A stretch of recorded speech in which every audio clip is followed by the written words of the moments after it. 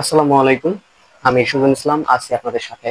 তো আজকে মূলত আমি যে বিষয়টা নিয়ে আলোচনা করতে যাচ্ছি তা হচ্ছে যে 10টি এক্সাম্পলের মাধ্যমে আপনারা আপনাদের ইংরেজির লেভেল এটাকে যাচাই করতে পারেন আশা করি। তো প্রথম যেই উদাহরণটা আপনাদের সামনে উপস্থাপন করছি সেটা হচ্ছে যে হোয়ার ড্যাশ ইউ কাম ফ্রম। আমরা দেখেছি যে কাম এটা মূলত প্রেজেন্ট ফর্মে রয়েছে। তো তার মানে হচ্ছে এটি মূলত প্রেজেন্ট ইনডেফিনিট টেন্সে রয়েছে। তো প্রেজেন্ট ইনডেফিনিট টেন্সের এই জায়গাটায় মূলত হচ্ছে যে অক্সিলিয়ারি ভার্বের জায়গা। তো এইখানে অক্সিলিয়ারি ভার্বের স্থানে কি বসতে পারে? ডু বা ডাজ বসতে পারে। তো আমরা দেখতে পাচ্ছি এটি মূলত সেকেন্ড পারসন। আর সেকেন্ড পারসনের ক্ষেত্রে আমাদের অক্সিলিয়ারি ভার্ব হয় ডু। তো এই ক্ষেত্রে এটি রাইট অ্যান্সার হচ্ছে ডু। আর এই বাক্যটিকে মূলত আরেকভাবে বলা যায় তা হচ্ছে যে হোয়ার আর ইউ ফ্রম। এটা রাইট এবং এটাকেও রাইট। আর যখন হচ্ছে এখানে ডু দিব, কিন্তু অনেকে এখানে হোয়ার আর ইউ কাম ফ্রম দিয়ে দিবে, তখন হচ্ছে যে এটা ভুল হবে। তো যদি হোয়ার আর দেই সেই ক্ষেত্রে আর এই পাশে কোনো মেইন ভার্ব থাকবে না, এখানে একটাই মেইন ভার্ব রয়ে যাবে আর কি। তো আমাদের প্রথম এক্সাম্পলটি শেষ হলো। এরপরে যে এক্সাম্পলটি আমরা যাচ্ছি তা হচ্ছে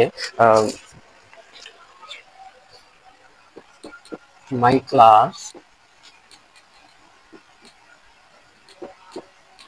starts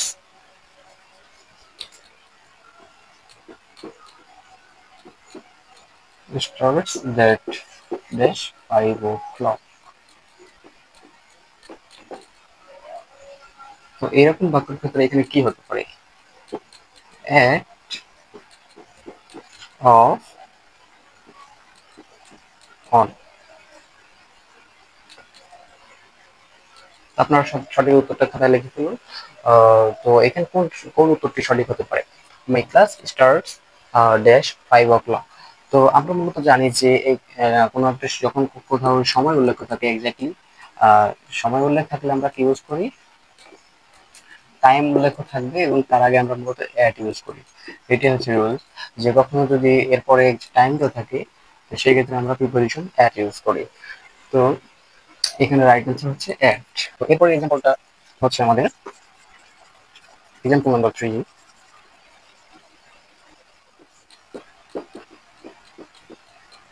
Like it? Yes, I guess.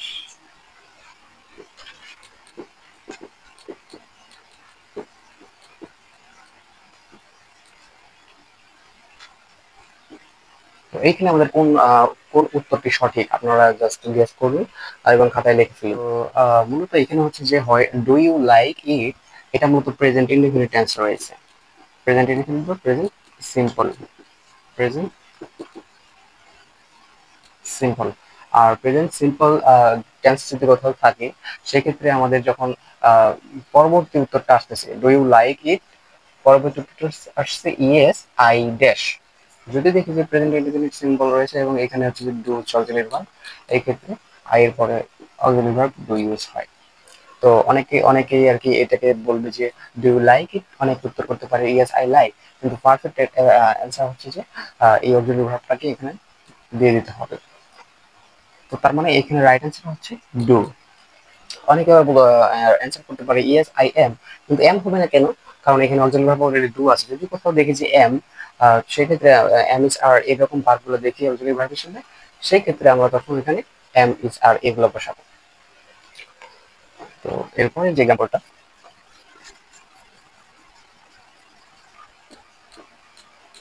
Are you tired, answer আসতেছে নো আই ড্যাশ। তো এই ক্ষেত্রে আমরা কি ইউজ করবো?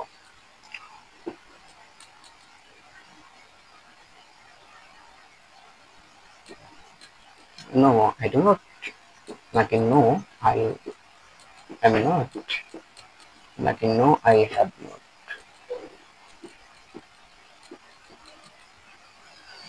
তো এই ক্ষেত্রে আপনাদের মতে কোনটি সঠিক উত্তর আপনারা জাস্ট খাতায় লিখে ফেলুন। এখানে আমাদের রাইট উত্তর হচ্ছে নো আই এম নট।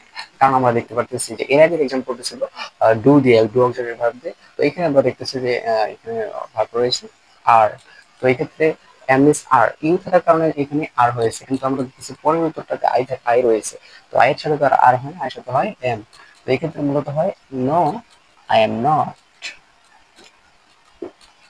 ওকে, এরপরে এক্সাম্পলটাতে আমরা যাচ্ছি। I I went there dash food. এইখানে অপশন হচ্ছে আমাদের I went there on food, sorry, on the by sea with। আপনার পরে এখানে কোনটি সঠিক উত্তর আপনারা জাস্ট লিখে ফেলুন। তো এখানে মূলত আমরা দেখতে পাচ্ছি যে ফুড, অর্থাৎ পা। I went there on foot. তো যখন হচ্ছে যে ফুড এই বছরের পায়ের উপর নির্ভর করে চলাফেরা করছে, সেক্ষেত্রে আমরা ইউজ করব অন। এখানে অনেকে বাই উত্তর করতে পারে, আসলে বাই বাই হয় না এই ক্ষেত্রে।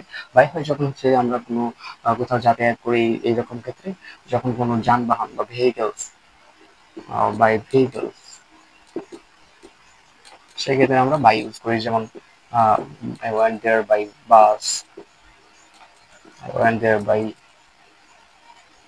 Taxi, I went there by train. এই ক্ষেত্রগুলোতে মূলত বাই ইউজ হয়, আর অনলি যখন হচ্ছে ফুড বা পায়ের ক্ষেত্রে আমরা অন ইউজ করব। Example number 6,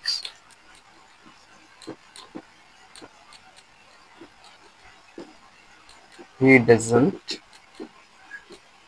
work there.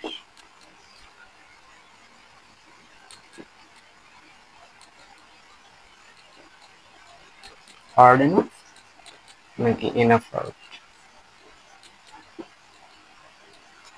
আপনাদের সঠিক উত্তরটি কি হয় আপনারা লিখে ফেলুন। he doesn't work hard enough নাকি enough hard? তো এখানে মূলত রাইট অ্যান্সার হচ্ছে hard enough। কেন? আমরা এই enough এর ক্ষেত্রে তিনটি রুলস আমরা ইউজ করতে পারি।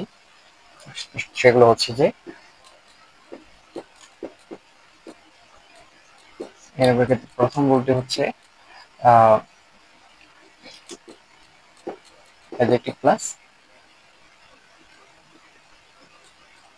enough, তো হচ্ছে যে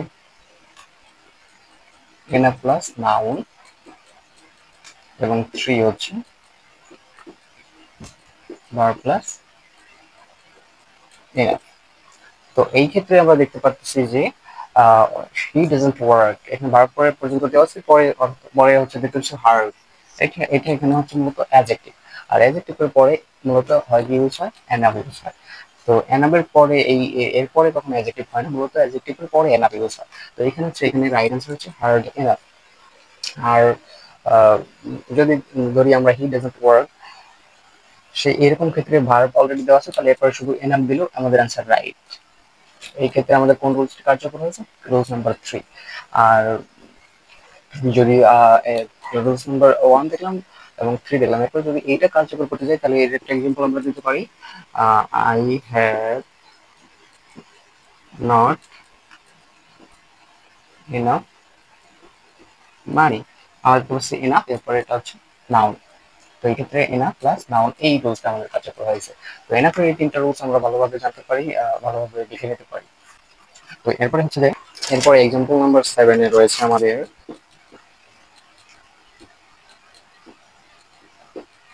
I am not dash this film. তো এই ক্ষেত্রে আমাদের অপশন হচ্ছে I am not liking, I am not enjoy. এক্ষেত্রে আমাদের সঠিক উত্তর কোনটা আপনারা জানাতে পারেন, বা আপনারা হচ্ছে যে খাতায় লিখে ফেলুন। তো এইখানে আমরা দেখতে পাচ্ছি যে I am not dash this film. এখানে হচ্ছে নো প্রেজেন্ট কন্টিনিউয়াস টেন্স, কারণ এখানে অলরেডি অক্সিলারি ভার্ব দেওয়া আছে এবং এখানে আমাদের প্রিন্সিপাল ভার্ব লাগবে। তো আমরা দেখতে পাচ্ছি ভার্ব দেওয়া রয়েছে দুইটি, এক হচ্ছে লাইকিং এবং আরেকটা হচ্ছে এনজয়। লাইক আর এনজয়। তো এটা যখন করব তখন আমাদের জানতে হবে ভার্বের কাইন্ডস, ভার্বের প্রকার। জেনারেলি ভার্ব হচ্ছে যে হচ্ছে অ্যাকশন ভার্ব, আর এটা হচ্ছে নন অ্যাকশন ভার্ব। তো এই ক্ষেত্রে মূলত অ্যাকশন বলতে যেই ভার্বটি বা যেই ক্রিয়াটা কার্যক্রম করা হয় বা প্র্যাকটিক্যালি বা ফিজিক্যালি কোনো কাজ করা হয়, সেই ভার্বগুলোকে বলা হয় অ্যাকশন ভার্ব। আর যেগুলোর কোনো মানে ফিজিক্যালি কোনো কাজ হয় না এবং অনুভব বা মানসিক বিষয়, সেই ক্ষেত্রগুলোতে আমরা সেই ভার্বগুলোকে আমরা বলবো নন অ্যাকশন ভার্ব। তো অ্যাকশন ভার্বগুলো কেমন? লাইক কোনো কিছু করা, ডু, তারপরে হচ্ছে যে প্লে, খেলাধুলা করা, রাইট, লেখালেখি করা। তো এগুলো মূলত অ্যাকশন ভার্ব। তারপরে এনজয়, এটাও অ্যাকশন ভার্ব। এনজয়, উপভোগ করা, কোথাও হচ্ছে যে এনজয় করা, আনন্দ করা, এগুলো ফিজিক্যালি বিষয়। কিন্তু নন অ্যাকশন ভার্ব কোনগুলো, যেমন হচ্ছে যে লাভ, কাউকে ভালোবাসা, এগুলোর ক্ষেত্রে কি মানে কোনো প্র্যাকটিক্যালি বা ফিজিক্যালি কিছু করা হয় না, এটা মানুষের মানসিক বিষয়। তারপর লাইক, এগুলো মূলত হচ্ছে নন অ্যাকশন ভার্ব। আর নন অ্যাকশন ভার্বের ক্ষেত্রে কখনো ভার্ব প্লাস আইএনজি হয় না, ভার্ব প্লাস আইএনজি হয় না। কিন্তু এই অ্যাকশন ভার্বগুলোর ক্ষেত্রে ভার্ব প্লাস আইএনজি হতে পারে। তো আমরা দেখতে পারতেছি এখানে লাইক তো একটা হচ্ছে যে নন অ্যাকশন ভার্ব, নন অ্যাকশন ভার্বের সাথে কখনো ভার্ব প্লাস আইএনজি হওয়ার কথা নয়। তো এই ক্ষেত্রে কি হবে তাহলে? I am not enjoying this film.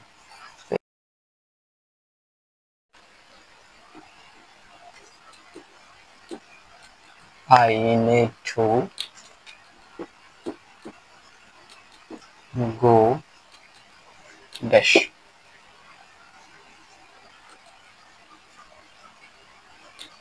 I need to go home. I need to go to home. I need to go at home. তো এখানে রাইট উত্তর কোনটি? এটা খুবই সহজ, ভেরি সিম্পল। এখানে আমরা দেখতে পাচ্ছি যে হোম, হোম এই শব্দটির পূর্বে কখনো কোনো প্রিপজিশন মানে গো এরপরে টু হওয়ার কথা, কিন্তু হোম এই শব্দটির আগে টু হয় না।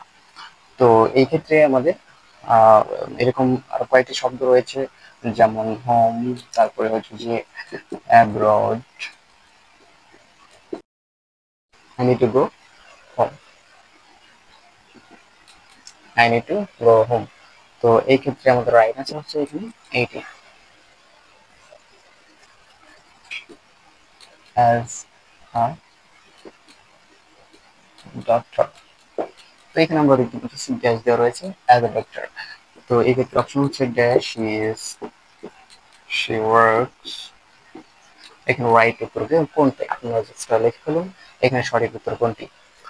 আমরা দেখতে পাচ্ছি এখানে হচ্ছে যে শি, এটা মূলত ভার্বের জায়গা, ভার্বের পজিশন। এখানে ইজ একটি ভার্ব, ওয়ার্কস একটি ভার্ব, দুটি সিঙ্গুলার ভার্ব। কোনটিতে মানে প্লুরাল দেওয়া নেই, দুটি সিঙ্গুলার ভার্ব। এখানের মধ্যে কোনটি সঠিক উত্তর আপনারা জাস্ট লিখে ফেলুন। তো এখানে মূলত আমরা দেখতে পাচ্ছি পরের জুড়ে অ্যাজ দেওয়া রয়েছে, she dash as a doctor. সে তার জবের প্রফেশন দেওয়া রয়েছে, she is as a doctor নাকি she works as a doctor. এখানে মূলত রাইট উত্তর হচ্ছে ওয়ার্ক। তো এটা কেন?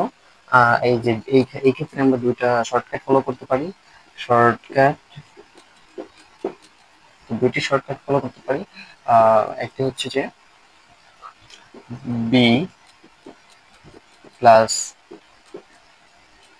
ডিরেক্ট জব বসে যায়, এরপর হচ্ছে work plus S plus job. এক্ষেত্রে এই দুটি শর্টকাট আমরা ফলো করবো। বি প্লাস জব, যখন এখানে বি ভার্ব ইউজ করবো এরপর ডিরেক্ট হচ্ছে জব বা প্রফেশন দিয়ে বসে যাবে, এখানে এস থাকবে না। কিন্তু যখন ওয়ার্ক, ওয়ার্ক এই ভার্বটি ইউজ করবো সেই ক্ষেত্রে আমাদের এস চলে আসবে, ওয়ার্ক। তো এখানে দেখতে পাচ্ছি যে এখানে এস যেহেতু রয়েছে সেহেতু আমাদের হচ্ছে ওয়ার্ক হয়ে যাবে। তো বি ভার্ব দিয়ে যদি একটা এক্সাম্পল দেখি, like she is a doctor, এটাই যে শি ইজ এ ডক্টর। এখানে মূলত ইজ এর পরে ডিরেক্ট প্রফেশনটা জবটি বসে গিয়েছে, এই জন্য মূলত এখানে ভার্ব ইউজ হবে ইজ। তো যখন হচ্ছে যে এরপরে এস ইউজ থাকবে সেক্ষেত্রে আমরা ওয়ার্কস এই অ্যান্সারটি কারেক্ট করবো। তো সর্বশেষ যে এক্সাম্পলটি আমি দিতে চাচ্ছি সেটি হচ্ছে দেশ স্পোক টু দেশ yesterday.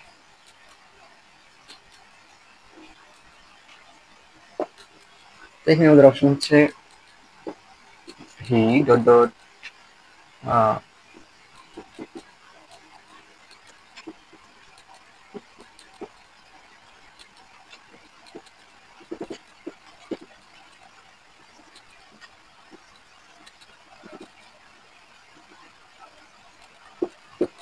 এখানে কোনটি সঠিক উত্তর আপনারা লিখে ফেলুন। তো এই এক্সাম্পলটি মূলত শিখতে গেলে আমাদের জানতে হবে সাবজেক্ট এবং অবজেক্ট। তো এই পজিশনটা মূলত আমাদের সাবজেক্টের পজিশন এবং টু প্রিপোজিশন, এরপরে অবস্থান বা পজিশনটা হচ্ছে আমাদের অবজেক্টের পজিশন। তো দেখি আমরা এখানে সাবজেক্ট পজিশনে কি কি রয়েছে। কি সাবজেক্টের পজিশনে, আর এটা মূলত অবজেক্টের পজিশনে। তো সাবজেক্টের পূর্বের পজিশনে আমাদের সাবজেক্টে বসার কথা। তো সাবজেক্টের পূর্বের পজিশন দেখতেছে এইটি এবং এইটি। তো তার মানে প্রথমে এটি কাটা গেল। তো এখানের মধ্যে হচ্ছে যে এটি হতে পারে বা এটি হতে পারে, এইভাবে আমরা এখন দেখবো। তো এরপরে পজিশনটা দেখি অবজেক্ট। অবজেক্টের পজিশনে এটা হার এটা রয়েছে, ঠিক আছে। তার মানে এটা হতে পারে। তারপরে হিজ, এটা অবজেক্টের পজিশনে নেই, এটি মূলত হচ্ছে পসেসিভের পজিশনে। পসেসিভ, তো পসেসিভের পজিশনে এটি হয় না। তো সে এটা অবজেক্টের পজিশনে পসেসিভ হয় না। তো এক্ষেত্রে আমাদের রাইট অ্যান্সার হবে এইটা, he spoke to her yesterday. তো যে সাবজেক্ট এবং অবজেক্ট গুলো যদি দেখি, এখানে হি এর অবজেক্ট হচ্ছে হিম এবং পজিশন হচ্ছে হিজ, আর শি এর অবজেক্ট হচ্ছে হার, পজিশন হচ্ছে হার। আই এর অবজেক্ট হচ্ছে মি, পজিশন হচ্ছে মাই। তো এই হলো আমাদের 10টি উদাহরণ। আপনারা বলে যান কার কয়টি সঠিক, তার অধিক উত্তর করতে পেরেছে। আশা করি সে তার বেসিক লেভেল শেষ করেছে এবং মোটামুটি যে বেসিক বিষয়গুলো সে ওগুলো জানে। আর যে 8টার নিচে বা 8টার চেয়ে কম উত্তর হয়েছে, তার মোটামুটি এখনো বেসিকে কিছু ঘাটতি রয়েছে, তাদেরকে আর বেসিক ভালো করে করতে হবে। তো আজকে এতটুকুই। ভালো থাকবেন। আল্লাহ হাফেজ।